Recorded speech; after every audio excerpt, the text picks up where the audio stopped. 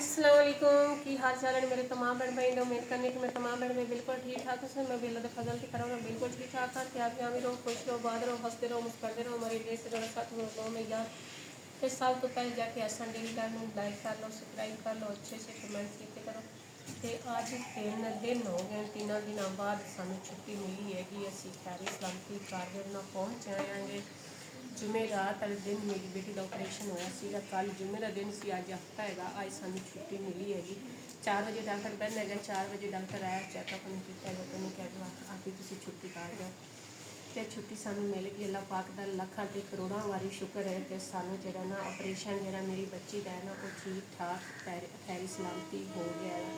क्योंकि मैनू बहुत ज़्यादा खौफ से दिल च मैं ऑपरेशन कहती सी नहीं कराना, नहीं कहना। हसन ने आख्या नहीं अम्मी ऑपरेशन जरूरी। आप जो डॉक्टर को भी जाने वही गल करते हैं कि ऑपरेशन कराओ, ऑपरेशन कराओ। तो ऑपरेशन कराना जरूरी है, कुछ भी नहीं होता। अल्लाह पाक ने चाहा तो जल्दी ठीक हो जाएगी। बाकी अल्लाह पाक खैर की हैगी। अल्लाह सोने ने मेरे सारे यूट्यूब फैमिली का बहुत बहुत शुक्रिया जिन्हें मेरी बच्ची वास्ते दुआवां कीतियां, हौसला अफजाई की, थले कमेंट्स करके कि आप ही तेरी बच्ची ठीक हो जाएगी, कोई इतना घबरावन की जरूरत नहीं हैगी। बहुत शुक्रिया तुसी सारे मेरे भैन भाइयों मेरे वास्ते हौसला अफजाई दी, मैनू जो ना दुआवां कीतियां मेरी बच्ची वास्ते। अल्लाह सोने ने शिफा देवे। अल्लाह पाक का शुक्र है कि तुहाड़ियां दुआवां दे नाल मेरी बच्ची आज माशाअल्लाह बिल्कुल ठीक हैगी। ऑपरेशन खैर सलामती हो गया है। बाकी जो ना उन्होंने दवाइयां दी है, कहना जो ना नाल सब जो साफ करके धो के तुम पट्टी में डेली तू बदलते रहना है। 8 दिनों बाद फिर जाके चैकअप इन्हें जो कराना है, टाँके भी खोलेंगे और इन्हें जो ना चैकअप करके फिर दसेंगे कि हम ऑपरेशन ठीक है या नहीं। बाकी अल्लाह पाक का शुक्र है कि हम बच्ची जो ठीक है कि बच्ची जो हम थोड़े जो आराम किया, मैडिसन दी, थोड़ी आराम कर रही है। तो मैं थोड़ा बहुत जो विलाग बना लैनी हाँ जी। क्योंकि सानू 3 दिन हो गए जो दसी जुमे रात में ऑपरेशन कराया ना, उस दिन असी थोड़ा बहुत विलाग बनाया, लेकिन सी विलाग पावन का टाइम ही नहीं मिला सीगा। क्योंकि उन्होंने रात में फिर ऑपरेशन करना सीगा ते टेंशन के असी विलाग नहीं पाया। कल जुमे वाले दिन असी विलाग जो पाया, कल फिर उसका बनाया ही कोई नहीं। तो अज मैं थोड़ा बहुत जो भैन भाइयों मैसेज दे देनी है कि अल्लाह पाक का शुक्र है कि मेरी बच्ची हूँ काफ़ी सारी ठीक हैगी। ऑपरेशन कामयाब हो गया है, असी घर के पहुँच आएंगे। बाकी जो डॉक्टर ने कहा भी तुम मैंने खान पीन के जो जखनी का सूप जो बना के देना, बकरी का गोश्त लै लेना या देसी मुर्गा लै लेना, उन्हें सूप बना के ना किसी को बच्ची को खान के देना। खान पीन का खास इन्हें ख्याल रखा जे फिर इन्हें जो ना ऑपरेशन कोई किसी किस्म की खराबी नहीं होगी। बाकी जो ना मेरे बच्चे जिन्हें भी है 6 बच्चे ने, अल्लाह पाक का शुक्र है मेरे बच्चों ने कदे भी कुछ नहीं होया है। फर्स्ट टाइम यह मेरी जिंदगी के आया तो मेरी बच्ची में इतना जो ना मसला बनेगा। ये तो असल माशाअल्लाह 18 साल का हो गया है। तो अज तक अल्लाह माफ़ करे कि मैनू उन्होंने ड्रिप भी नहीं लगवानी पई है। बिल्कुल ठीक ठाक सेहतमंद रहा है, कोई किसी किस्म का मसला तो नहीं बनेगा।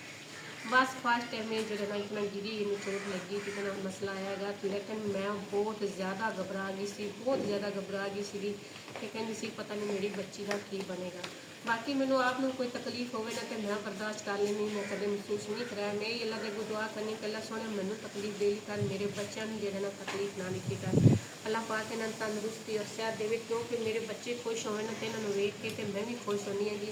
कि माँ की भी दिल जो ना माँ का खुश होंगे कि मेरे बच्चे माशाअल्लाह खुशी ने। जो बच्चों को तकलीफ होती तो माँ देख के पहले तड़फन लग पी कि पता नहीं मेरे बच्चों का की बनेगा। बाकी अल्लाह पाक सारिया मेरिया भैन भाइयों के बच्चों को तंदुरुस्ती और सेहत लंबी जिंदगी देवे। क्योंकि ये दर्द एक माँ समझ सकती कि बच्चे को तकलीफ होवे ना तो माँ किस तरह तड़पदी होगी। बाकी जो ना एक तुहाडे अगों अपील मेरी हो भी है कि साडे इलाके के सैलाब जो बहुत वड्डा आ गया है, बहुत ज़्यादा परेशानी बनी। बार बार गौरमेंट ऐलान कर रही है कि घर जो ना खाली कर दो, जो ना बहुत ज़्यादा खतरा है। लेकिन ये है कि अल्लाह पाक खैर करे। तुसीं सारे मेरे भैन भाइयों दुआ करनी कि अल्लाह सोना साडे ते रहमत करे, इस सैलाब तो साडे पूरे इलाके में जो बचावे। अल्लाह पाक जितने एक भी मुसलमान सारे ते रहमत करे, हर के बच्चों ते रहमत करे। क्योंकि जोड़े सैलाब के कि मावां के बच्चे जोड़े ने जिन्होंने जाना कलियाँ जी अल्लाह पाक उन्होंने मावां को सब्र देवे।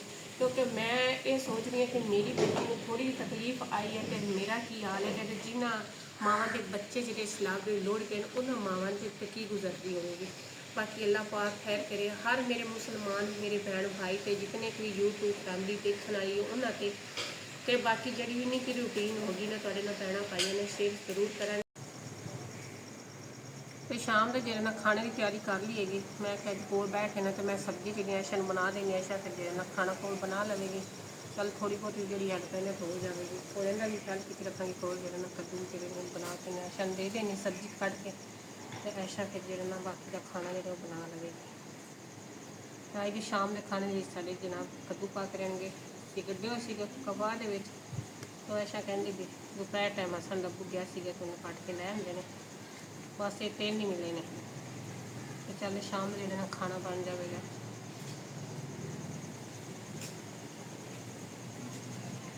बाकी जो कद्दूआं की भी कटाई जो कर ली तो मैं एक आलू भी पा दिते मैं थोड़ा ना सालन हो थोड़ा बाद बन जाए क्योंकि भुजनी है बनना है भुज के थोड़ा जहा बन जाना है तो इस वास्ते मैं आलू भी एक पाई तो मैं चलो आलू तो कद्दू जो उन्होंने जायका वो बन जाएगा।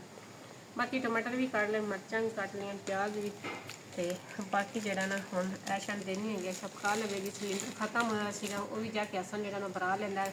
एक दिन बंदा घर च औरत ना हो तो इंज लगता जिमें साल हो गए घरों जो निकलिया अज तीसरा दिन मैं घर नहीं आ गई तो ऐसा लगता पाया कि जिमें साल की मैं घर कोई नहीं सी। कल जो आटा कोई नहीं सी कल असन उत्थों हॉस्पिटल चो भेजा मेरे को पाई जान से तो मैं आखा तू जा तो उन्होंने बच्चियों आटा पिवा के दे आ गए तो असन फिर आटा जो आके पिवा के दे गए सिलेंडर जो अज खत्म होया गया कि हम जो सिलेंडर जाके भरा के लै आएगा। तो बाकी अल्लाह पाक का शुक्र रहेगा कि मान फातिमा की तबीयत हो पहले ना काफ़ी सारी बेहतर हैगी तो मैं जो कोले है कोल जो बच्चों की भी हैल्प करती रहूँगी कोले भी तक्की रखांगी जो मेहमान भी जो जिमें मल्ले ना सारे जो सुनिया ना सारे मल्लेदार जो आए हैं तो काफ़ी देर तक जो बैठिया रही हाले भी चिड़ियाँ औरतों को जिमें जिमें पता लगता है पहले उन्होंने आंदियाँ पी ने कि इनका जो हाल पूछने वास्ते कि भी की हाल है।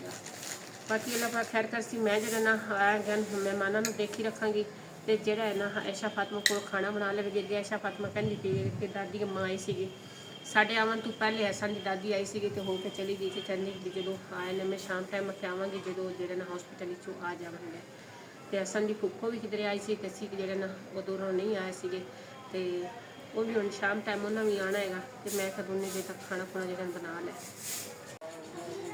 तो अगे जो हसन की दादी आ गई सी तो अबू रेरे की अम्मी आ गई सी वो भी खाला लगती वो भी खाला लगती दोवें जो मासियाँ हैगियाँ तो नाले जो उदू जी हसन की दादी तो फिर सास माँ भी लगती हैं तो नाले जो खाला नहीं लगती उन्होंने फिर बैठे बैठे काफ़ी देर तक बैठिया रही ने हूँ वो गई हैं तो मैं बस इन्नी की वीडियो बनी ने इतनी इनकी एंड करने हैं सुबह फिर जो अच्छा जो विलाग बनावे जिमें रूटीन वाइज बनाने हैं। बाकी जो ऐशा फातिमा भी जो को बैठी रही उन्होंने हाले आटा हूँ गूंदा गा हूँ हाले तक रोटी बनानी सालन बना ली रोटी जी हाले तक हूँ बनानी थी।